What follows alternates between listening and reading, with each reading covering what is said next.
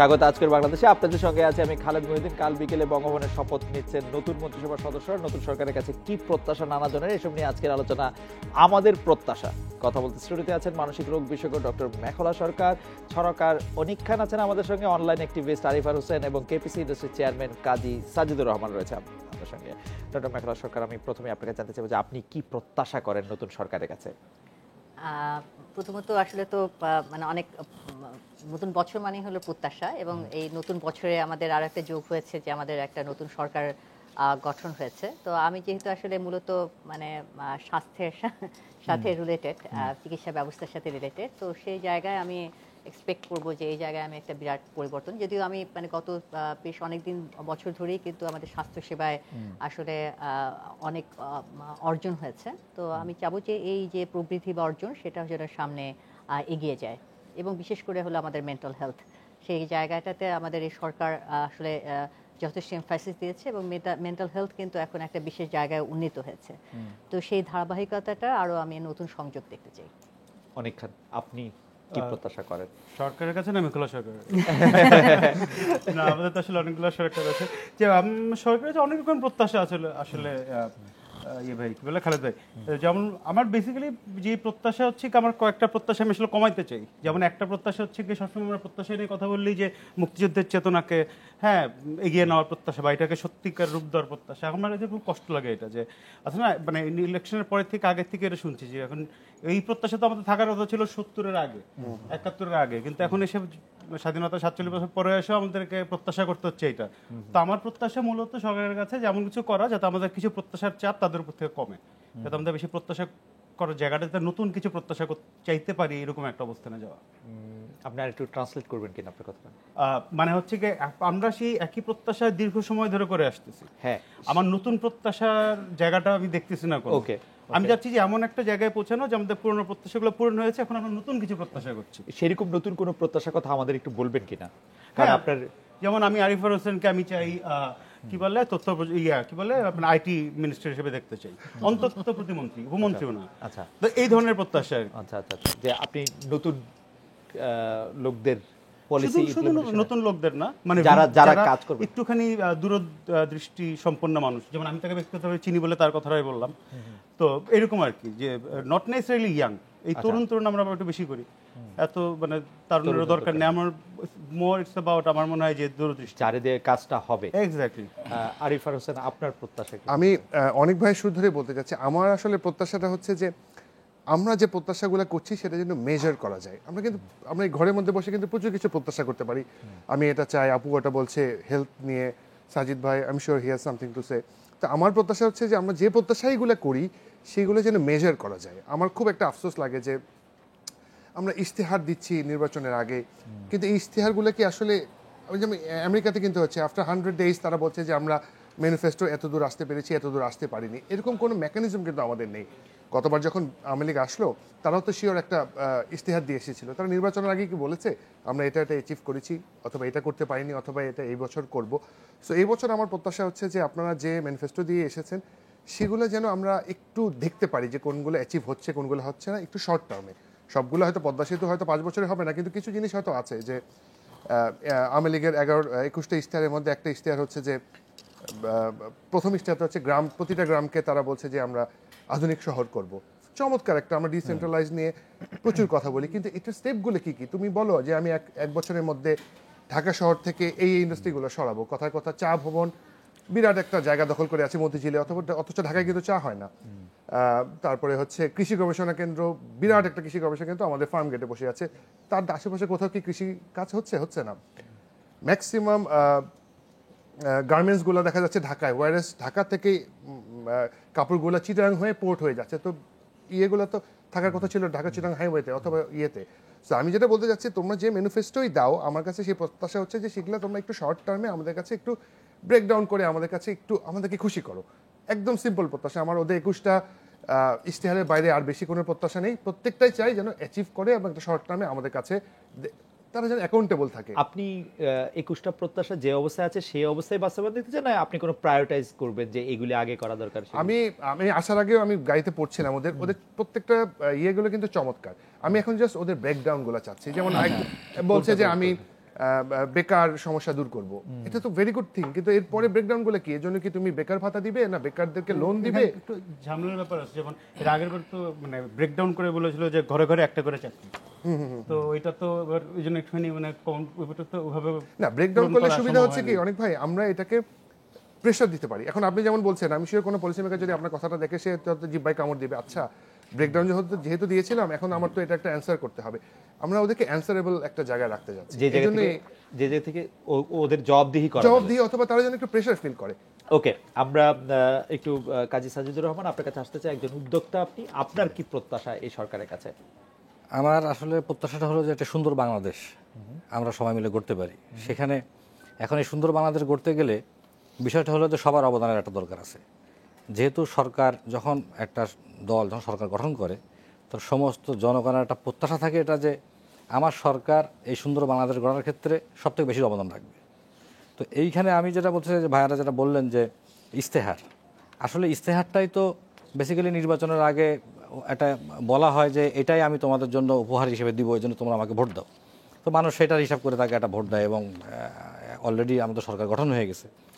এখন এই সুন্দর বাংলাদেশ গড়ার ক্ষেত্রে আসলে অবদানটা সরকারের খুব বেশি হলেও প্রত্যেকটা মানুষের কিন্তু তার নিজের জায়গা থেকে কাজ করার বিষয় আছে। এখন এক্সাম্পল আমি বলতে পারি, মনে করেন যে সরকার একটা আইন করে দিল যে আমি রাস্তার মধ্যে ময়লাটা ফেলবো না, কিন্তু আমি তারপরে ফেলতে থাকলাম, তাহলে আলটিমেটলি তো আমি কিন্তু ওইটার সাথে যোগদান করি নাই।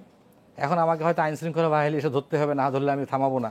তো বিষয়টা হলো যে আসলে এটা একার পক্ষে সম্ভব না, কিন্তু এটা আমি অবশ্যই বলতেছি যে সরকারকে সবচেয়ে বেশি অবদান রাখতে হবে। এখন তারা কতটা আন্তরিক, তারা কতটা জিনিসটাকে ফোর্সফুলি চায় বা আন্তরিকভাবে চায়, সেখানে যদি গলত থেকে যায় তাহলে সমস্ত জনগণ কিন্তু একসাথে হয়ে এটা করতে পারবে না। তার মানে সরকারকে আসলে উদ্যোগটা নিতে হবে, হ্যাঁ নিতে হবে, উদ্যোগ দিতে হবে, লিড দিতে হবে। এখন ঘটনা হলো যে আপনি দেখেন উনি একটা খুব দামি কথা বলছে যে এখানে বেকারত্বর বিষয়টাকে নিয়ে খুব গুরুত্ব দেওয়া হয়েছে ইশতেহারের ভিতরে। এখন বেকারত্ব সমাধান কি সরকার করতে পারবে? এটা সম্ভব না। আপনি কতগুলো গভর্নমেন্ট জব দিবেন, হাউ ইট পসিবল? তাহলে আপনাকে অবশ্যই বেসরকারি পর্যায় থেকে উঠে আসার ব্যবস্থা করতে হবে।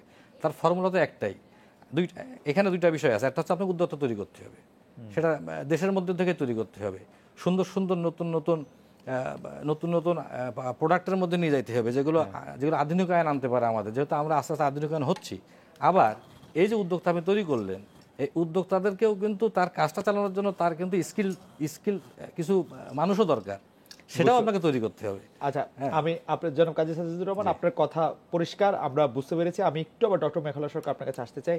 একটি কথা এরকম বলাই হয় যে এখন আর এই নেশন স্টেটগুলির গভর্নমেন্টের উপর ভিত্তি করে মানুষের উন্নতি অনেক বেশি নির্ভর করে, সেটা আসলে ঠিক না। মানুষের নিজের উন্নতি করতে পারে।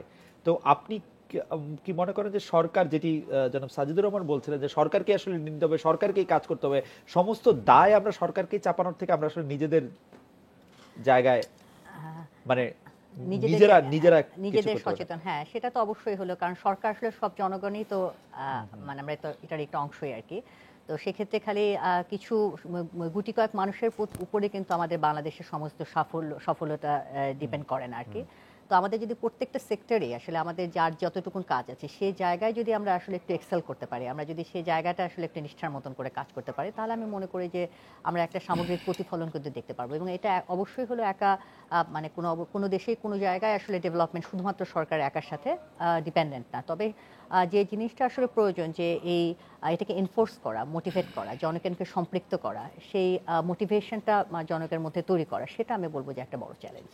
অনেক সরকার জনগণকে নিয়ে দেশটাকে ঠিক করে গড়ে তুলবে, নাকি জনগণ দেশটাকে ঠিক করে গড়ে তুলবে এবং সরকারকে বা সেরকম একটি সরকার করবে? না, আসলে আমাদের গণতান্ত্রিক দেশ তো, আমরা খালি সরকারটা নিয়ে কথা বলি, আমাদের বিরোধী ব্যাপারটা আমরা কম আসে। আর এখানে আমি যেটা একটু শাহিদ ভাইয়ের সাথে আমি একটু শুরুতে যেটা বলছিলাম, হ্যাঁ শাহিদ ভাইয়ের সাথে আমি একটু অ্যাড করি যে শুরুতেও উনি যেরকম বলেন যে আমি একটা সুন্দর বাংলাদেশ চাই, যে এই ধরনের প্রত্যাশাগুলো আমি না চাই না, যে সুন্দর বাংলাদেশটাই এটা আমরা অনেক আগের প্রত্যাশা হওয়া উচিত ছিল। এতদিন পরে এসে আমাদের সুন্দরতর একটা বাংলাদেশ আমাদের প্রত্যাশা ছিল।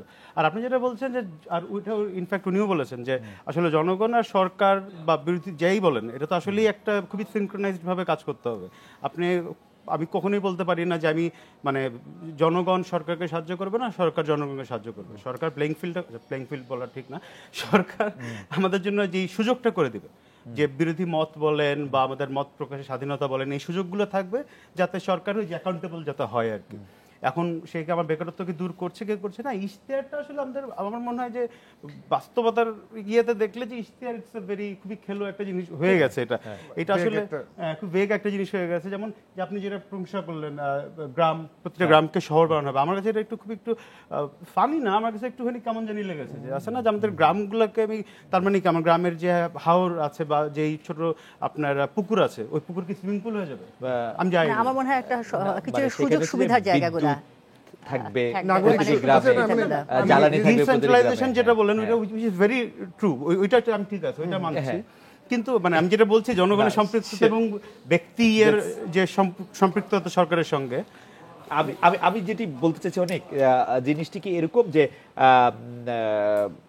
একটা মানুষ একবিংশ শতাব্দীতে চাইলে নিজের অবস্থার পরিবর্তন করতে পারে, সে সরকারের জন্য অপেক্ষা না করে সে নিজেই নিজের অবস্থা পরিবর্তন করার অবস্থা বাংলাদেশে আছে কিনা, নাকি আমরা সরকার আমাকে উদ্যোক্তা করে তুলবে সেই জন্যই আসলে? না, আমার মনে হয় না এটা এখনো আছে।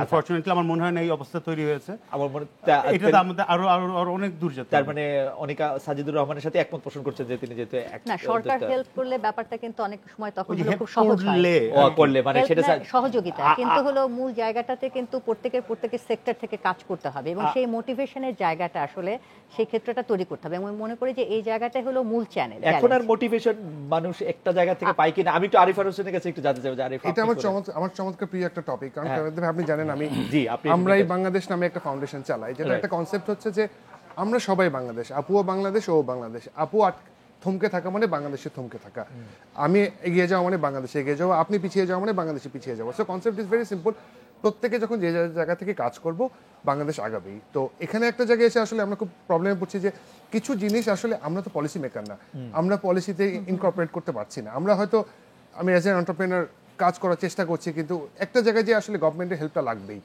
গভর্নমেন্ট রেগুলেটরি বডি, আমরা রেগুলেটরি বডি না, আমরা হয়তো একটা জায়গায় যে কিন্তু গভর্নমেন্টের আসলে সেই ধাক্কাটা লাগবেই। তো আমরা যতই চেষ্টা করি যে যার জায়গা থেকে আগাতে হবে অবশ্যই আগানোর চেষ্টা করছি, কিন্তু একটা জায়গায় যে আসলে গভর্নমেন্টের হেল্প ছাড়া আমরা এক্সিস্টিং রুল বা ল যেগুলি আছে সেগুলি আমাদেরকে এক্সেল করতে দিতে মানে আমি অন্যভাবে মানে বলতে আমরা চাচ্ছি, মানে আমরা যদি কোনো একটা উদাহরণ নিয়ে কথা বলি তাহলে হয়তো আরিফ আমরা একটু লাইক আমরা ওনার একটা এক্সাম্পল নেই যে আজকে তো প্রচুর উদ্যোক্তা দেখা যাচ্ছে এখানে, আসলে আপনি আমাদেরকে হেল্প করেন যে মানে কোথায় কোথায় আপনি বাধা পাচ্ছেন এবং এই বাধাগুলো কি আপনার নিজের ভিতরে বাধা না সরকার থেকে আসা বাধা বা সরকারের গাফলতির কোনো কারণে বাধা?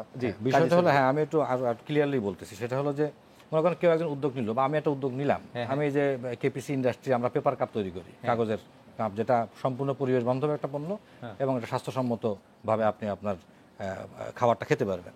তো এটা একটা আধুনিকতা, যে আধুনিকতাটা আমাদের দেশের মানুষ এবং জনগণ এবং সরকার থেকে কি চান? হ্যাঁ, পরিবেশের জন্য খুব দরকার। এখন সরকার থেকে কি চান? এই উদ্যোগটা কিন্তু একটা লেভেল পর্যন্ত সফল করে আনা গেল, মনে করেন আমরা আনতে পারলাম, কিন্তু যখন এইটা একটা বাস্তবতার রূপ নিবে, সবার মধ্যে ছড়ায় যাবে, তখন কিন্তু অনেকগুলো নীতি নির্ধারণের পর্যায়ে অনেকগুলো সিদ্ধান্ত থাকে গভর্নমেন্টের, যে যেগুলো যদি না পাওয়া যায় তাহলে ওইটা আগাতে পারে। যেমন আপনি চাইবেন যে সচিবালয়ে যত খাবার সব আপনার কাগজের ঠোঙায় এক্স্যাক্টলি এরকম ঠিক না। মনে করেন যে আমরা কিন্তু এমন একটা এখন দুনিয়াতে বসবাস করতেছি যেখানে প্রতিটা বিজনেসে কিন্তু তার একটা থাকে, কম্পিটিশন থাকে। তো আমরা যখন এখানে প্রোডাক্টটা মার্কেটিং করে ফেললাম, বাংলাদেশে একটা মার্কেট তৈরি হলো, তখন কিন্তু পার্শ্ববর্তী দেশগুলো নজর পড়ে যায় যে এখানে তো একটা মার্কেট আছে, তারাও তো এটা ম্যানুফ্যাকচারার। তো বর্তমানে যেমন ভারত থেকে ব্যাপকভাবে পেপার কাপ আসতেছে, তো সেখানে যেমন কি সমস্যা হচ্ছে আমাদের, যেমন এখানে যে একটা মিনিমাম ভ্যালু ইম্পোজ করা থাকে প্রত্যেকটা প্রোডাক্টে, যেহেতু নতুন পণ্য, এটা আমদানির ক্ষেত্রে মিনিমাম ভ্যালু ইম্পোজ করা নাই। তো এখন কি হলো, তারা আন্ডার ইনভয়েসিং করে অনেক কম দামে কিন্তু ডিউটি ফাঁকি দিয়ে নিয়ে আসতেছে। ওকে, তখন তো আমার প্রোডাক্টটা মার খেয়ে যাচ্ছে। ডক্টর মেঘালা সরকার, আমি সুশাসন এবং দুর্নীতি প্রশ্নে নাগরিকের ভূমিকা সম্পর্কে জানতে চাইছিলাম। সুশাসন এবং দুর্নীতি প্রশ্নে রাষ্ট্রের অনেক কিছু করার থাকে, সরকারের অনেক কিছু করার থাকে। সরকার অনেক ক্ষেত্রে দুর্নীতি প্যাট্রোনাইজ করে, অনেক ক্ষেত্রে দুর্নীতির দিকে কি বলে চোখ বন্ধ করে থাকে, অনেক ক্ষেত্রে দুর্নীতিকে উৎসাহিত করে। সাধারণ মানুষের ক্ষেত্রে কি করার থাকে?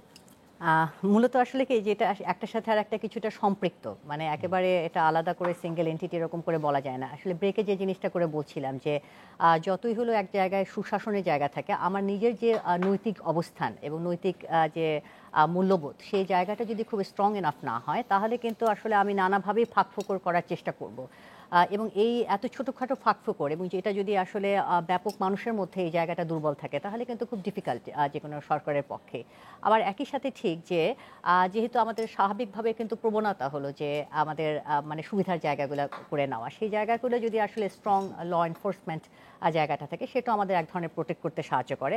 মূলত যে এই যে আমাদের নৈতিক মূল্যবোধ বা মানে নৈতিক জায়গা সেটাও কিন্তু আসলে আমরা বেড়ে এক একজনের ক্ষেত্রে কিন্তু এক এক রকম এবং এক একজনের ক্ষেত্রে এক এক রকম কারণ হলো আমরা এক একজন এক এক পরিবেশে আসলে বেড়ে উঠি।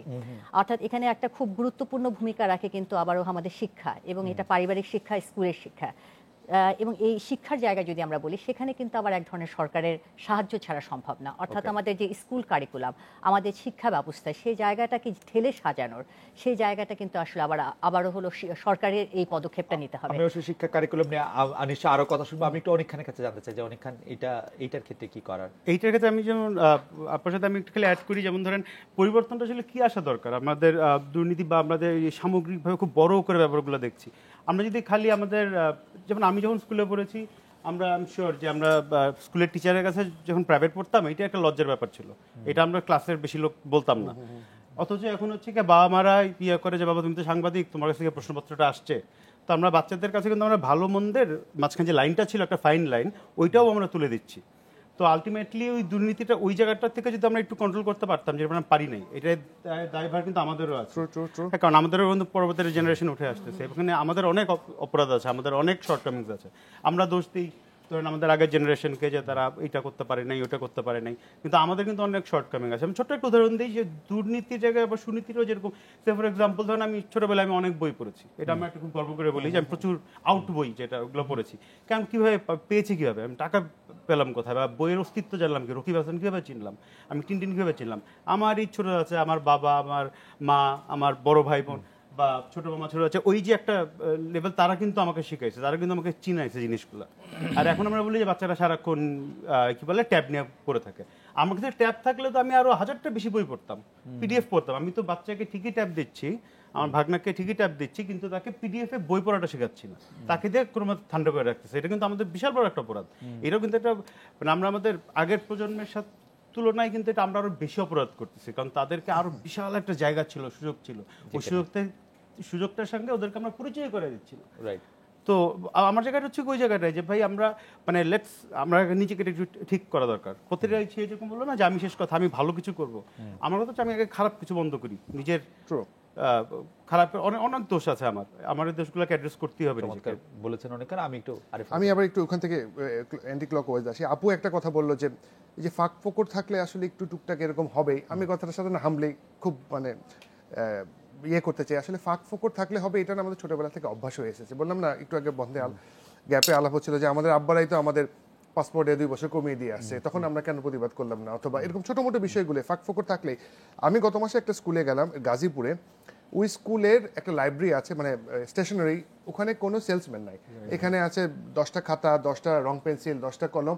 ছাত্ররা আসছে, একটা কলম দাম দেখছে, টাকাটা ড্রয়ারের মধ্যে রেখে দিয়ে চলে যাচ্ছে। সো দেখেন এইটা আমি চিন্তা করতে পারি না, আমার মেয়ে হলেও একটু চিন্তা করবে এই লাল কলমটা আমি কি কেউ নেই পকেটে ঢুকায় ফেলবো নাকি। সো আমাদের ভিতর থেকে যদি এই ফ্যামিলি ভ্যালুসগুলো এখন থেকে না দিতে পারি, ফাঁক ফোকর কিন্তু আইনের মারপেট সবসময় থাকবে। খালেদ ভাই, ট্রাফিককে ধরলে আমি কিন্তু বলতে পারছি যে 50 টাকা দিয়ে আমাকে ছেড়ে দাও, অথবা বলতে পারতেছি না আমাকে 100 টাকা কেসটা করো। ফাঁক ফোকর সব জায়গায় থাকবে। এখন কথা হচ্ছে যে আমরা এই জেনারেশন সেই ফাঁক ফোকরগুলোকে ব্যবহার করতে চাই না। আরিফ হোসেন, একটা প্রশ্ন আছে যে আমরা এখন বাংলাদেশে যাদেরকে বড় চোর দেখি বা বড় দুর্নীতিপরায়ণ লোক দেখি, তাদের ফ্যামিলিতে তারা অনেক ভালো শিক্ষা পায় আসছে। আমার ব্যক্তিগত অভিজ্ঞতা, তাদের অনেকের সাথে কথা বলে আমার এরকমই মনে হয়েছে, অনেক ভালো শিক্ষা পাইছে। মানে এত ভালো শিক্ষা ফ্যামিলি থেকে পেয়েছে, মানে চিন্তাই করা যায় না। তারপরেও তারা বড় হয়ে চোর হয়েছে। মানে মানে ওইটার কি হবে? না, একটা মানুষের তো না অনেক কিছুর সাথে তো এটা রিলেটেড। ফ্যামিলি ভ্যালুস আছে, পিয়ার গ্রুপ আছে। ফ্যামিলি ভ্যালুস মানে সাধারণত আমাদের ফ্যামিলিগুলিতে আমাদের ভালো জিনিসই শেখানো হয়। মানে আমার তর্কের জায়গাটা ছিল হচ্ছে এইটা, কার বাবা বলে যে চুরি করে নিয়ে আসে। আমি সেইটাই বলতে চাইছি যে মানে আরো নিশ্চয়ই কিছু ব্যাপার আছে, আমরা এর সাথে কথা বলবো। আমি একটু সৈয়দ সাজিদুর রহমান আপনার কাছে, কাজী সাজিদুর রহমান আপনার কাছে একটু যেতে চাই যে আপনার কাছে কি মনে হয় যে দুর্নীতি এবং সুশাসনের ক্ষেত্রে নাগরিকরা বড় ভূমিকা পালন করতে পারে কিনা? হ্যাঁ, আমি মনে করি অবশ্যই পারে। তবে দুর্নীতি এবং সুশাসন আসলে অনেকগুলো স্তর আছে। এগুলো বড় দুর্নীতি, মাঝারি দুর্নীতি, ছোট দুর্নীতি। আপনি যদি সবগুলো দুর্নীতিকে একই পাল্লায় নিয়ে আসেন তাহলে খুব বর্তমান যে আমাদের যে জগতের মধ্যে চলতে হচ্ছে সেখানে আসলে এটা আমার কমায় একটু আনা সাহায্য খুব করলে আপনি একটু ছোট মাঝারি এবং বড় দুর্নীতির মানে উদাহরণ দিবেন, তাহলে আমি বুঝতে পারি যে কোনটা ছোট, মানে আপনার স্কেলটা একটু বোঝার জন্য। ছোট দুর্নীতি বলতে মনে করেন যে একটা ছোট বাচ্চা, সে হয়তো সে স্কুলে সে আজকে হয়তো পরীক্ষা আছে, তার সে হয়তো পড়ে নাই, তা সে না, মনে বাচ্চাদের দুর্নীতি বাদ দেন, বাচ্চারা দারুণ দুর্নীতিগ্রস্ত, বাচ্চাদের কথা বাদ দেন, মানে বড়দের দুর্নীতির কথা বলেন। বড়দের ছোট দুর্নীতি, বড় দুর্নীতি বলতে আসলে বড় দুর্নীতি করার সুযোগটা তারাই পায় যাদের কাছে ক্ষমতাটা বেশি থাকে। বড়দের ছোট দুর্নীতি কোনটা? বড়দের ছোট দুর্নীতি আসলে কম হয়, তারপরেও আসলে যারা দুর্নীতি করে তারা সাধারণত সব কাজের মধ্যেই টাকা দিয়ে ট্রাফিকে ঘুষ দেওয়া, কিন্তু সেই আসলে তার পাওয়ারটা তো বেশি থাকে যে তার ছোট দুর্নীতিটা করা লাগে না। দেখা যাচ্ছে তার ফেস ভ্যালু বা তার পরিচয়টা তাকে ছোট দুর্নীতি থেকে বাঁচায় দেয়। আপনি বলছেন যে ফ্ল্যাগ লাগালি রং সাইড দিয়ে যাচ্ছে। আমি ওনাকে একটু হেল্প করতে চাই, ইফ ইউ অ্যালাউ মি। হয়তো বড়দের ছোট দুর্নীতি একটা হতে পারে, যেটা হচ্ছে আপু বলছিল যে আমরা ট্রাফিক ধরা পড়লে আমি হয়তো 50 টাকা দিয়ে বের হয়ে গেলাম। একটু মাঝারি ধরনের দুর্নীতি হতে পারে যে আমি ওর বদলি করে দিলাম, কারণ আমার কাছে পাওয়ার আছে, আমি তার বদলি করে দিলাম ঘাগড়াচুরি। আর থেকে বড় হতে পারে আমরা দেখি না যে কে যে কাকে ওসিকে থাপড় মারছে, চর মারছে। আমার মনে হয় আমরা যদি একটা হ্যাঁ তো তবে আমার কি মনে হয় খালিদ ভাই এটা আলাদা আলাদা না, এটা চেইন রিঅ্যাকশনের মতন। আমি যদি না বলেন অনেক, মানে আমি যেটা বলতে চাচ্ছিলাম যে মানে এটা চেইন রিঅ্যাকশনের মতো। আমি জাস্ট ধরেন 5 টাকা ট্রাফিকে ঘুষ দিয়ে যেই রাস্তায় রিক্সা চলে না, ওই রাস্তায় আমি একটু রিক্সা দেওয়া গেলাম, ওইটা কিন্তু ধরেন একটা গাড়ির তার স্পিডের সাথে উল্টাপাল্টা হয়ে যাচ্ছে, তার পিছন থেকে একটা ট্রাক এসে ওই গাড়িকে মেরে দিল। এখন ওইটার জন্য মানে এটা চেইন রিঅ্যাকশন। আমার ওই প্রশ্ন ছিল যে কাজী সাজিদুর রহমান, এই যে ছোট দুর্নীতি এটাকে আসলে বড় দুর্নীতির সাথে ক্লাসিফাই করে ছোট দুর্নীতিটাকে কি আমরা একটু উৎসাহ দিচ্ছি না? শুধু তাই না, আসলে না, উৎসাহ দেওয়া হচ্ছে না, আসলে দুর্নীতি তো দুর্নীতি। উনি বলছিলেন যেই দুনিয়ায় আমরা বাস করছি সেই দুনিয়াতে সবগুলিকে এক পাল্লায় মাপা যাবে না, সেজন্য আমি একটু কৌতূহলী ছিলাম। আমার মনে হয় আসলে দুর্নীতি এটা মানে না, আমি কিন্তু বলছি এক পাল্লায় যদি মাপি তাহলে কেউ দুর্নীতির বাইরে না, আমি এটা বলছি। হ্যাঁ, মাপা যাবে না বোধহয় বলি নাই। এখন আমার এখানে একটা কথা ছিল, হ্যাঁ এমন লোকও কিন্তু আমি দেখতেছি না যে বলবো না যে দুর্নীতি থেকে বাইরে, অবশ্যই দুর্নীতি থেকে বাইরে মানুষও আছে, প্রচুর আছে, কিন্তু তার জীবনটা কঠিন হয়ে যায় মানে সে হয়তো বাসায় থাকতেছে, মসজিদে যাচ্ছে, নামাজ পড়ে বাসায় চলে আসছে, আর কিছু করতেছে না, একটা এক্সাম্পল আর কি। হ্যাঁ, তো এখন ঘটনা হলো আপনি যখন দুনিয়াতে আমাদের এই সিচুয়েশনটা এমন একটা ক্রিয়েট হয়ে গেছে, আমরা তো জটিলতা থেকে শুরু করে রাস্তায় চলতে গেলেই যে আপনাকে কিছু না কিছু মানে না চাইতেও দুর্নীতির মধ্যে অংশগ্রহণ করতে হচ্ছে। তো এইটার থেকে বাইরে হতে গেলে আসলে সামগ্রিকভাবে সবাই কিছু আমরা না আগে আসতে পারি, তাহলে বাইরে হওয়া খুব কঠিন। আচ্ছা, সামগ্রিকভাবে সবাই বাইরে আসা কঠিন কিনা সেই ব্যাপারেও আমরা একটু কথা শুনবো। অনেকক্ষণ আপনার কাছে ফিরছে গণমাধ্যম এবং প্রত্যাশা, গণমাধ্যমের থেকে প্রত্যাশা কতটা মিটছে, কি প্রত্যাশা করছেন আপনি তা জানতে চাইছিলাম। সবাইকে কি প্রশ্ন অবশ্য অনেকক্ষণ গণমাধ্যমের বিষয়ে আসলে একটা উনি যেটা বলেন যে কম্পিটিশনের একটা জিনিস চলে আসে যে কোনো ক্ষেত্রেই। তো ইদানিং গণমাধ্যমের কম্পিটিশনটা আমার সাথে খুব একটু কেমন হাস্যকর লাগছে। যেমন আজকের আপনার উদাহরণটা যদি দেই, যে আজকে মোটামুটি একটা আমরা মন্ত্রিসভার একটা গঠন আমরা পেয়েছি। প্রত্যেকটা যারা অনলাইন আছে, including to some extent independent live যে অনলাইন যেটা ফেসবুক পেজ, ওটা সহ, যে প্রত্যেকটা মন্ত্রী কিনে আলাদা আলাদা যে ডাক পেয়েছেন সবাই কিনে আলাদা আলাদা একটা করে পোস্ট দিচ্ছে for more like, for more মানে ট্রাফিকের জন্য। তো এই জিনিসগুলো আমার কাছে খুবই হাস্যকর লাগে। তো ওই জন্য প্রত্যাশার যে ইম্পর্টেন্ট হচ্ছে আসলে এই মিডিয়ার ক্ষেত্রে, আমি নিজে মিডিয়াতে কিছুটা কাজ করে কিছু অভিজ্ঞতা আছে, এইখান থেকে আমি বলছি এখানে দুইটা ব্যাপার কাজ করে। একটা আমরা বলি যে চাপের কথা যে চাপ আছে, ওইটার থেকে আমি যেটা বেশি দেখি সেটা হচ্ছে আমাদের সদিচ্ছার অভাব আছে অনেক। সো যেমন খালেদ মহিউদ্দিন, তার একটা নিজস্ব একটা মতবাদ আছে, নিজস্ব একটা এজেন্ডা আছে। ওই এজেন্ডাগুলো না এখন আর হিডেন এজেন্ডা নাই। আমাদের আগেকার যে সাজাদ চৌধুরী সাহেব বা ওরকম সম্পাদকদের যাদের দেখেছি, তাদের এজেন্ডাগুলো ওয়াজ ভেরি হিডেন। ওইটা খুবই, আমার কাছে এটা মনে হয় যে এজেন্ডা থাকবেই, বাট কি ইন্টেলিজেন্ট, কি ব্রিলিয়ান্ট ছিল। ইভেন আব্দুল গাফফার চৌধুরীর আমরা যদি ওইভাবে দেখি বা শফিকুর রহমানের লেখাগুলো যদি পড়ি, সাদাত হোসেনের এজেন্ডা হিডেন ছিল বললে একটু মুশকিল হয় আমাদের জন্য। এখন এসে বোঝা যাচ্ছে, কারণ তাদেরকে কম্পিট করতে হচ্ছে অন্যদের সঙ্গে। বাট আমার যেটা কথা হচ্ছে কি যে এখন এই এজেন্ডাগুলো না হিডেন নেই, মানে তাদের খুব একটা ব্রিলিয়ান্ট হতে হয় না নিজেকে লুকানোর জন্য। না, সেটা তারা লুকাতে হয়তো চেষ্টা না, তারা হয়তো লুকাতে চেষ্টাও করে না, বরং উল্টাটাই করেন, বোঝানোর চেষ্টাটাই বেশি করে করেন। ওইটাই আমার কাছে দুঃখজনক আর কি, যে বেশি যে আপনার কি বলে আমি বুঝেই যাচ্ছি আপনাকে এবং আমাকে জোর করে বোঝানোর চেষ্টা করতেছেন আপনি যে আমি অমুক মতবাদের লোক। এক্স্যাক্টলি। তো মানে না, অনেক শেষ করেছেন আপনি। হ্যাঁ, আচ্ছা, এটা শেষ হবে না। আরিফার হোসেনের মিডিয়া থেকে প্রত্যাশা বা উনি যেহেতু গণমাধ্যমের মানুষ, আমি আবার পুরো ডিফারেন্ট একটা মিডিয়ার মানুষ যেহেতু, আমার মনে হয় আমাদের প্রত্যাশা হচ্ছে যে এটা যেহেতু একটা অল্টারনেট মিডিয়া এবং এটা এখন কিন্তু আপনাদের মেইন স্ট্রিম মিডিয়া থেকে অনেক স্ট্রং। অনেক স্ট্রং বলতে হচ্ছে যে আমি যদি আজকে এখানে আসার পথে দেখতাম একটা দুর্নীতি, আমি কিন্তু একটা ক্যামেরা দিয়ে ছবি তুলে, এটা কিন্তু একটা নিউ ট্রেন্ড। সো আমার মনে হয় এই ট্রেন্ডটা চলতে হবে আমাদের এই ইয়েতে। আমাদের প্রত্যাশা আমাদের কাছে, আমার প্রত্যাশা ওর কাছে, কোনো পলিসি মেকারের কাছে না। আমরা কি দেখছি না যে রাস্তায় উল্টা সাইডে মন্ত্রীর গাড়ির ভিডিও করে দেওয়ার পরে মন্ত্রী সরি বলছে, আইন করে বন্ধ করা হচ্ছে। আইন করে বন্ধ করা হচ্ছে। সো কিন্তু আরিফুল হোসেন, আপনার কাছে কি মনে হয় না যে এই যে সামাজিক গণমাধ্যমের মাধ্যমে যে সামাজিক বিচার, সেই সামাজিক বিচারটা আসলে অনেক মানে আমি যদি বলি যে মানে অনেক খারাপ অবস্থা সৃষ্টি করছে? আমি এটাকে আমি আমি বলবো- আমি- আমি আসলে একটা একটা করে Right. উদাহরণ দিতে চাই না, কিন্তু ঘটনা হচ্ছে যে মানে আমি জার্নালিজমের স্টুডেন্ট হিসেবে আমাদেরকে কিন্তু শেখানো হয়েছে যে আমরা কিন্তু কোনো কিছুই সিঙ্গেল সোর্স থেকে দিই না। রাইট, একটা এডিটিং করি, একটা ক্রস চেক করি, একটা সেকেন্ড সোর্সের সাথে Verify এটা করা করি। হয়। সামাজিক গণমাধ্যমের ক্ষেত্রে কিন্তু তার কোনো কিছু দরকার হয় না। আমরা এটা বিশ্বাস করতে শিখেছি seeing is not even believing. Right. আমাকে একটা সেকেন্ড, কিন্তু সেইটার ক্ষেত্রে কি কোনো এই জায়গাটাতে একটু ইয়ে আছে, কারণ এটা প্রিটি নিউ একটা মিডিয়া। এই জায়গায় আসলে আমরা তো অতটা শিক্ষিত না। আমরা নিজেদেরকে একটা মোবাইল পেয়ে মনে করি যে সিটিজেন জার্নালিজম, এরকম নতুন একটা টার্ম যে আমরা নিজেরা জার্নালিস্ট। এই জায়গাটায় আসলে আমাদের, আপনি ইউ আর ভেরি রাইট, যে আমরা হয়তো একপক্ষিকভাবে একটা ছবি তুলে দিচ্ছি, কিন্তু আমি আসলে জানছি না যে দোষটা কি পুলিশটা করেছে না আসলে মানে কে করেছে। সো আমার মনে হয় এই জায়গাটায় আমাদের অনেক কিছু নিজেদের শিখার আছে। এখানে যারা একটু কাজ করছে অথবা সোশ্যাল মিডিয়া, আমি একটা গভর্নমেন্টের সাথে একটা কাজ করছি, হচ্ছে সোশ্যাল মিডিয়া 101 নামে একটা কোর্স শুরু করেছি। সেটা মানে- হচ্ছে বিভিন্ন গ্রামে গঞ্জে যে মানুষকে বুঝানো যে সোশ্যাল মিডিয়ায় প্রপার এটিকেটগুলো কি, ম্যানারগুলো কি, what to do, what not to do. মানে এমন না যে আমি যখন প্রথমে যেহেতু বললাম যে একটা কিছু হলে ভিডিও করে তুলে দেবো, তা না। আমাকে একটু সেন্সেবল একজন সিটিজেন জার্নালিস্ট হতে হবে।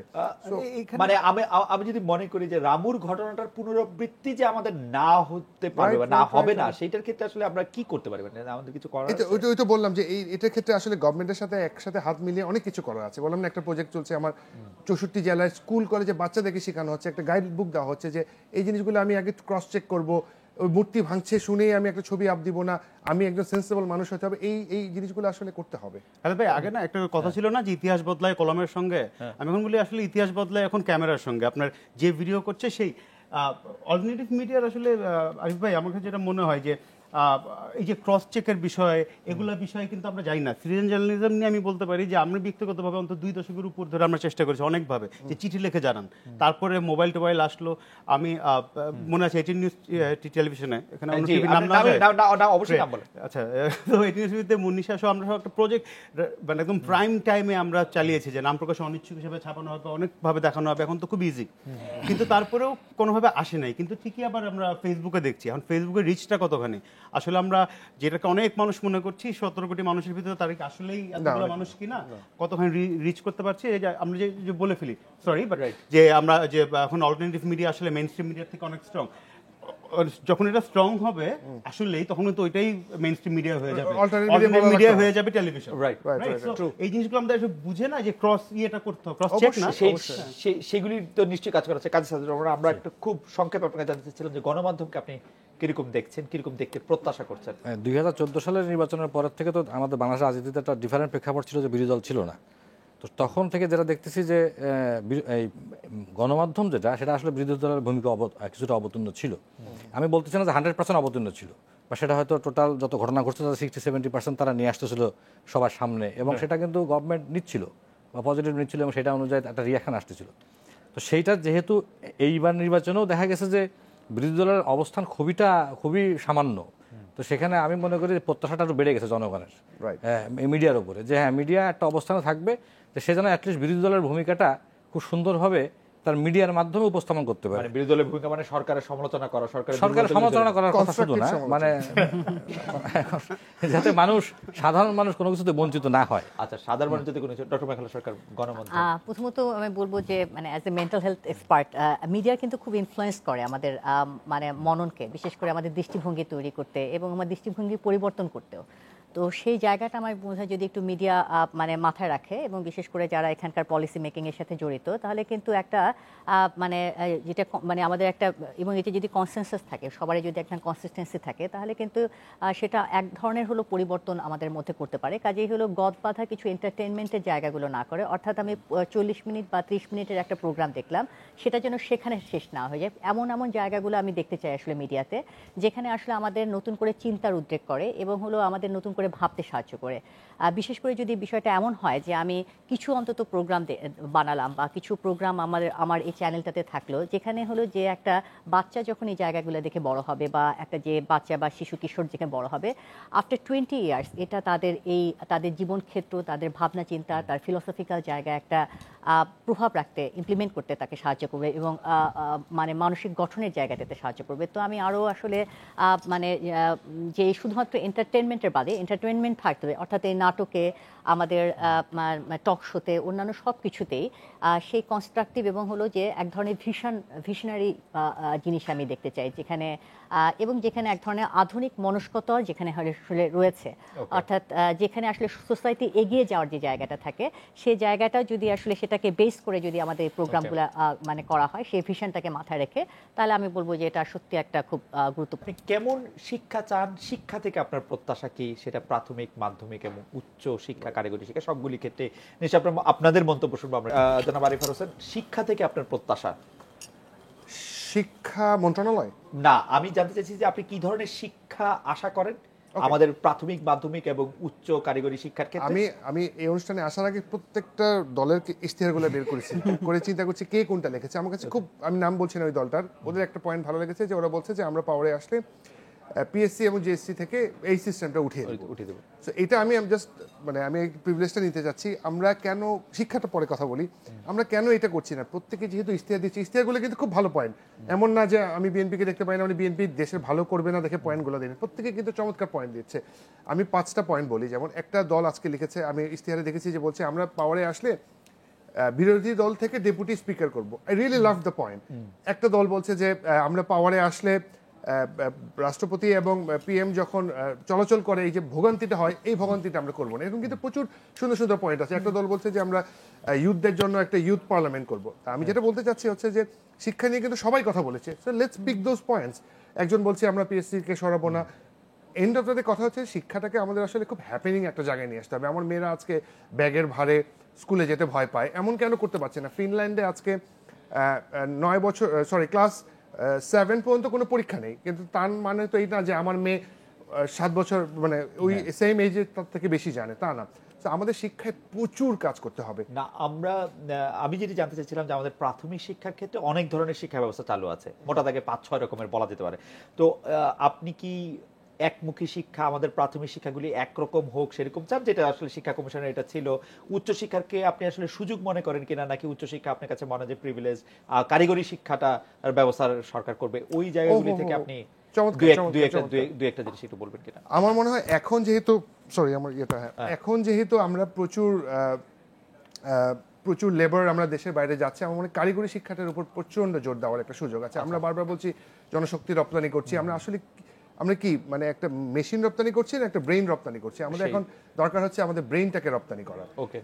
সেটাই একমাত্র তখনই সম্ভব যদি আমরা কারিগরি শিক্ষাগুলোকে আরো একটু, কারণ আমাদের আগে প্রায়োরিটিগুলো দেখতে হবে। আসলে আমি এখন মনে করছি আমার টপ প্রায়োরিটি হচ্ছে প্রচুর মানুষ দেশের বাইরে যাচ্ছে, আমি যদি একটা ভোকেশনাল ট্রেনিং দিয়ে পাঠাতে পারি, সে এখন যে ঘন্টায় $5 ইনকাম করলে পরে এই ট্রেনিং এর পর $7 সে ইজিলি পাবে, রাইট? এবং এটা কালক্রমে $35 $30 চলে যাবে, কারণ শুধু কারিগরি শিক্ষার জন্য। কাজী সাজিদুর রহমান, আপনার কাছে জানতে চাইবো যে শিক্ষা, আপনি আসলে কেমন শিক্ষা প্রত্যাশা করেন, কেমন শিক্ষা দেখছেন? প্রথম কথা হলো প্রাথমিক, মাধ্যমিক আর উচ্চ মাধ্যমিক ওইভাবে আমি না দেখে আমি বলি যে বই পড়ার যে শিক্ষা ব্যবস্থা আমাদের, এটা থেকে বেরোয় আমরা যদি থিসিসে যাইতে পারি। কারণ আপনি যত আধুনিক হবেন, আপনি বই পড়লে তো আধুনিক হতে পারবেন না। এটা তো বই পড়া মানে তো আমরা পুরোনো জিনিস যেটা পড়ে আসতেছি ওইটার মধ্যে থেকে যাচ্ছি। এখন পুরো ওয়ার্ল্ড সিনারিও কি, ওয়ার্ল্ড সিনারিও কিন্তু তারা এক সময় একটা জিনিস আবিষ্কার করতেছে। যে এই যে আজকে বাংলাদেশে গার্মেন্টস সেক্টর খুব ভালো, এর কিন্তু বিশেষ কিছু কারণও আছে। যারা আগে গার্মেন্টসে ভালো ছিল তারা কিন্তু ওখানে নাই, আর তারা এখন আরও আপগ্রেডে চলে গেছে, থিসিস করে ফেলছে। তো এখন আমাদের এখানে থিসিস ব্যবস্থা যে লেখাপড়াটা, এটা একেবারে নাই বললেই চলে। এইখানে আমাদের শিক্ষা যে একটা চলমান প্রক্রিয়া, সেটা আমরা মনে রাখছি না। হ্যাঁ, না মানে থিসিস বলতে যে আমি নতুন কোনো কিছু নিয়ে আমি ভাবতেছি কিনা, আমার সেখানে কোনো গবেষণামূলক কিছু আছে কিনা, এটা কিন্তু আমাদের টোটালি নাই। মানে রিসার্চ বেসড শিক্ষাটা স্থানীয় বিষয় হয়ে থাকছে। হ্যাঁ, শিক্ষাটাকে একটা এটা আসলে আপনার শিক্ষা ব্যবস্থাকে আপনি আগানোর কোনো জায়গা না, এটা উন্নতি হয় না এইভাবে। এখানে অবশ্যই আপনাকে চান যে শিক্ষাটাকে একটা চলমান প্রক্রিয়ার মধ্যে নিয়ে এবং একটি প্রক্রিয়া হিসেবে প্রতিষ্ঠিত করা। ডক্টর মেঘালা সরকার, আপনি? যেটা বললো যে আমাদের কারিগরি শিক্ষার ব্যাপারে, যেটাতে একটা এই জায়গাটাতে এমফাসিস দেওয়া উচিত, এবং আমার মনে হয় যে সকল মানে স্কুল কলেজেই মানে যে সব ধরনের শিক্ষা ব্যবস্থাতে আমাদের কিন্তু এক এক জায়গায় এক এক রকমের ইয়েটা মেনটেন করা হয়, তো সেই জায়গাটা আমার মনে হয় যে একটা এমফাসিস দিলে ভালো।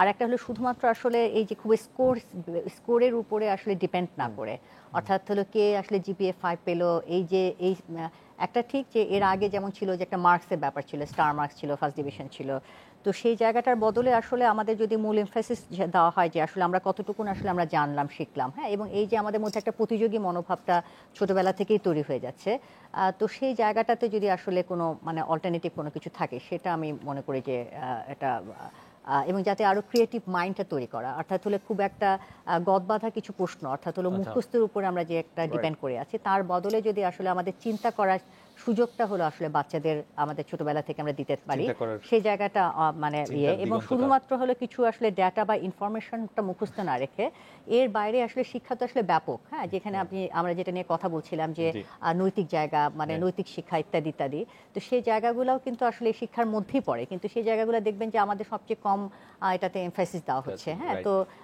এবং হলো আমাদের মানে সোশ্যাল স্কিল, আমাদের সামাজিক শিক্ষা, এই জায়গাগুলো কিন্তু অন্তর্ভুক্ত। তো আমি বলবো যে এই জায়গাগুলোতে স্কুল কলেজগুলোতে আরো বেশি এটাতে মানে যত্নবান এবং হলো এটাকে গুরুত্ব দেওয়া উচিত। অনেকখান জি, আমার না শিক্ষা নিয়ে একটা জিনিস আমার যেটা আছে, আপনি যেটা হলো বহুমুখী শিক্ষা, এটা একমুখী করা উচিত কিনা, যে ইংলিশ মিডিয়াম, বাংলা মিডিয়াম, মাদ্রাসা, এরকম। আমার কথা হচ্ছে কি যে এটা নিয়ে আমরা বলি যে এটা নিয়ে একটা অসম একটা ইয়ে হচ্ছে, আমার কথা হচ্ছে গভর্নমেন্ট ল্যাবরেটরি আর সায়েন্স স্কুল, এই দুইটা স্কুলের ছাত্রদের তো একরকম মানসিকতা না, তো এটা নিয়ে আমরা একটা বেশি কথা বলে ফেলি খামাখা আমার মতে। আমরা যদি ইনস্টিটিউশন ওয়াইজ ধরি তাহলে হচ্ছে আমরা ইন্ডিভিজুয়াল কীভাবে তৈরি করছি ওইটা নিয়ে আমাদের চিন্তা করা উচিত খুবই কনসেন্ট্রেট ভাবে। That's one. আর নাম্বার 2 হচ্ছে গিয়ে এটা একটু আমি ব্রেকে বলছিলাম, সেটা হচ্ছে যে আমার পড়াশোনাকে আমরা একটু বেশি ওভার রেট করে ফেলতেছি আসলে, যে আমাদের আসলে এই একটা 17 কোটি মানুষের দেশ, একটা তৃতীয় বিশ্বের থেকে একটু উপরে উঠেছি মাত্র, আর কয়টা ইঞ্জিনিয়ার লাগবে, আমাদের ডাক্তার লাগবে অনেক, হ্যাঁ ঠিক আছে, দ্যাটস ফাইন, কিন্তু আমাদের এত শিক্ষিত কতজন লাগবে? আমি যেমন একটা এক্সাম্পল সবসময় বলি যে আন্দারুর রহমান পার্থ, ওনার একটা ভাষণ যেটা খুবই হাইলি স্ট্যাটিস্টিক্যাল একটা ভাষণ, ওই ভাষণটা নাকি 7ই মার্চের ভাষণ থেকে বেশিবার ইউটিউবে দেখা হয়েছে, অনেক বেশিবার দেখেছে। আমার কথা হচ্ছে আন্দারুর রহমান পার্থ যে ভাষণটা দিয়েছে ওটা ভর্তি স্ট্যাটিস্টিক্স, যেটা আমি গুগল করে আমি দেখতে পারি। আজকে যেহেতু আমরা সরকারের প্রতি প্রত্যাশা নিয়ে বলছি যে আমার শিক্ষা ব্যবস্থায় এমন কিছু স্টুডেন্টকে আমার তৈরি করা দরকার যার খুবই উচ্চ শিক্ষা দরকার নেই, শিক্ষা খুবই ওভাররেটেড, তা আমার দরকার এমন কিছু মানুষ যে দিক নির্দেশনা দিতে পারবে, যার কথা আমি গুগলে খুঁজে পাবো না, এটা একমাত্র তার মাথা থেকেই আসবে। আমার কাছে মনে হয় যে না, আমাদের শিক্ষা ব্যবস্থা এরকম থাকা উচিত যে ভাই তুমি ইঞ্জিনিয়ার হলে ইঞ্জিনিয়ার হও, অসুবিধা নাই, বাট শিক্ষা ছাড়াও আরো অনেক কিছু আছে যেটা তোমার যে ভালো বলবেন যে মানসিকভাবে একটা এনরিচমেন্টের একটা জায়গা, মানে শিক্ষা কি একটা দুনিয়া হরা জিনিস, মানে এমনই একটা বিষ যে শিক্ষা গ্রহণ করলে আর কোনো কিছু গ্রহণ করা সম্ভব না। যেমন ধরেন শিক্ষা নিয়েও তো আসলে মানসিক ডেভেলপমেন্ট অসম্ভব, মানে আপনার কথা শুনে এটা ভুল ধারণা হতে পারে যে শিক্ষা নিলে আর মানসিক কি না, নট নেসেসারিলি। আমি খালি বলতেছি যে এটা আপনি শিক্ষার মাধ্যমেও পাইতে পারেন, অশিক্ষার মাধ্যমেও পাইতে পারেন। এখন আপনি কি ম্যাট্রিক ফেল হয়ে প্রধানমন্ত্রী হচ্ছেন, নাকি আপনি 11টা ডক্টরেট নিয়ে সম্মাননা সূচক নিয়ে হচ্ছেন, দ্যাট ডাজন্ট ম্যাটার। ম্যাটার হচ্ছে কি আপনি আমাকে দিক নির্দেশ দিতে পারছেন কিনা, আপনি আমাকে এমন একটা কিছু বলতে পারছেন কিনা যেটা আর কেউ বলতে পারেনি। এখন বঙ্গবন্ধুর শিক্ষাগত যোগ্যতা নিয়ে কিন্তু কেউ কথা বলে না, কারণ প্রয়োজন হয়নি, কোনো দরকার হয় না, কারণ উনার এক আঙ্গুলি যথেষ্ট, রাইট? আমি ওইটাই বলতে চাচ্ছি যে যখন সরকার এবং শিক্ষা দুটোখানে আমরা একখানে করবো, আমার মনে হয় যে শিক্ষা is always being very overrated, শিক্ষিত লোক দরকার। আমাদের আরো কতগুলি প্রশ্ন ছিল, সেগুলি কি 1-2 কথায় একটু জানতে চাইবো। আরিফ থেকে একটু জানতে চাই যে আরিফ, বিদ্যুৎ উৎপাদন আরো বাড়ানো হোক সেটি আপনি চান, এবং সেটি হচ্ছে যে কোনো কিছুর বিনিময়ে আমাদের জ্বালানি খরচ করে এবং আরো অনেক কিছু, আপনি আরো বেশি বিদ্যুৎ চান কিনা? 20,000 মেগাওয়াটের সক্ষমতা এখন আছে, আরো চান কিনা? হ্যাঁ, অবশ্যই, কারণ আমাদের দেশকে যেহেতু মানে ইনফ্রাস্ট্রাকচারে বলি আমাদেরকে ডেভেলপ করতে গেলে বিদ্যুৎ লাগবেই, যে কোনো কিছু। কাজী সাজিদুর রহমান, হ্যাঁ, বিদ্যুৎটা পরিবেশকে হার্ট না করে, এটার জন্য আবার কেউ হয়তো বলবে রামপালে, মানে ওইটা না, বিদ্যুৎ লাগবে কিন্তু অবশ্যই না পরিবেশকে হার্ট না করে। ডক্টর মেঘালু সরকার, হ্যাঁ, মানে আমি ওনাদের সাথে একমত যে এটা একটা মানে পরিবেশকে ডেফিনেটলি হার্ম করে, ব্যাপারটা আমাদের এই উন্নয়নের জন্য এমন কোনো কিছু লাগবে না যেটাতে আমাদের কিন্তু ভবিষ্যৎ যে প্রজন্ম তারা একটা হলো মানে ভবিষ্যতে একটা হুমকির মধ্যে পড়ে। ওকে, অনেকক্ষণ আমার মনে হয় ভাই যে আসলে আপনি যেটা বললাম একটু পরিবর্তন আসতে হলে কিছু পরিবর্তন হবে, আপনাকে যে গ্রামকে শহর বানাতে হলে ছনের ঘরকে আপনাকে বিল্ডিং বানাইতেই হবে, তো কাজে কিছু জিনিস আপনাকে ছাড় দিতে হবে। বিদ্যুৎ আমি আসলে আগে চাই পুরো দেশে পৌঁছাক, লোডশেডিং কমবে, আর ঢাকায় জিরো লোডশেডিং করে আমি বাংলাদেশে অনেক জায়গায় বিদ্যুৎই যায় নাই, টেলিভিশন দেখতে পারে না, এটা আমি চাই না। আমি চাই আগে পুরো দেশে বিদ্যুৎ পৌঁছাক, যেভাবেই হোক। আচ্ছা, অবকাঠামোগত উন্নয়ন, বিশেষ করে মহাসড়কের উন্নয়ন, সেটি আরো এটা আরো না, এখন আছে এই যুগটা হচ্ছে আসলে টেকনোলজিক্যালি এগিয়ে যাওয়ার। আমরা ইনফ্রাস্ট্রাকচার ঠিক আছে, আগে আমার মনে আছে 10 বছর আগে আমার কোনো বিদেশি ফ্রেন্ড আসলে মহাখালী ফ্লাইওভারই বারবার ঘুরিয়ে দেখাতাম একটা ফ্লাইওভার, কিন্তু এখন দেখেন আপনি কিন্তু করতে পারবেন না, কতগুলো আছে, ইটস ভেরি গুড। কিন্তু আমরা যদি এখন খালি চিন্তা করি যে আমরা খালি ফ্লাইওভার বানাবো, রোড করবো, সেটা কিন্তু না। আমাদের এখন দুনিয়াটা হয়ে গেছে টেকনোলজি এবং নলেজ বেসড। ওকে, সো এই দিকে আমাদেরকে এখন প্রচুর কনসেন্ট্রেট কাজী সাজিদুর রহমান। প্রবৃদ্ধির জন্য আপনার রাস্তাঘাট ভালো থাকাটা খুব গুরুত্বপূর্ণ যে কোনো দেশের, এটা তা নাহলে আপনি প্রবৃদ্ধি আসবে না, এটা খুবই ইম্পর্টেন্ট, আর বিশেষ করে আমাদের মতো কান্ট্রির জন্য খুব গুরুত্বপূর্ণ। ডক্টর মাখাল, হ্যাঁ, সেটা তো আসলে মানে হাইওয়ে, কিন্তু তাতে করে ঝামেলা, তারপরে হচ্ছে সেগুলি সহই আপনি হ্যাঁ মানে এই দুর্নীতির সম্ভাবনা না না সব সময় না, আসলে এগুলো সবকিছু কিন্তু বিবেচনা করে যে, এবং খুব শর্ট টার্মে আমি অনেক উন্নতি করলাম, এটা কিন্তু আসলে মানে সেটা যে খুব বেশি সাস্টেইন করে ব্যাপারটা তা কানেক্টিভিটির না। ক্ষেত্রে আমি যেমন একটা জিনিস বলি যে খুব ভেরি রিসেন্টলি কথাটা উঠেছে, আমি মুগ্ধ হয়েছি, এটা হচ্ছে ঢাকা কক্সবাজার ট্রেন লাইন। হ্যাঁ হ্যাঁ, এটা একটা আজব, কেন এতদিন ছিল না আমি জানি না। আমাদের ট্রেনের মানে আমি আসলে মানে এই ধরনের উন্নতিগুলো আমি চাই। মানে আমাদের ট্রেনের যে ইয়েটা, সেটা যেমন অনেক নেগলেক্টেড আছে, Okay. সেই জায়গাগুলোতে যদি আসলে এমফাসিস দেওয়া হয়, সেটা জিনিসটা ডক্টর মাখাল সরকার, অনিক খান, আরিফার হোসেন এবং কাজী সাজিদুর রহমান, আপনাদের অনেক ধন্যবাদ দিয়েছিল। আজকে বাংলাদেশে দেখা হচ্ছে আগামীকাল এই সময়। শুভরাত্রি।